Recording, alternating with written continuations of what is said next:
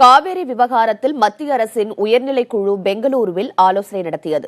மத்திய நீர்வள ஆணைய தலைவர் ஜா மற்றும் உயர்நிலைக் குழு உறுப்பினர்கள் பெங்களூருவில் தமிழக மற்றும் கர்நாடக அரசு உயர் அதிகாரிகளுடன் ஆலோசனை நடத்தினர். பின்னர் விமானம் மூலம் ஜா தலைமையிலான மத்திய குழு மத்தூருக்கு பயணம் மேற்கொண்டது. அங்கிருந்து சாலை வழியாக காவிரி பாசன பகுதிகள், நீர்பிடிப்பு பகுதிகளை இந்த குழுவினர் நேரில் பார்வையிட்டனர்.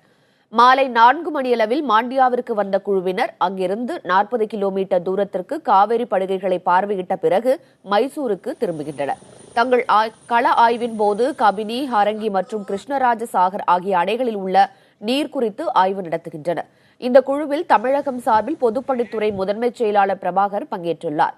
கர்நாடக ஆய்வை தொடர்ந்து மத்திய நீர்வள ஆணைய குழுவினர் நாளை மறுநாள் தமிழகம் வர இருக்கின்றனர்.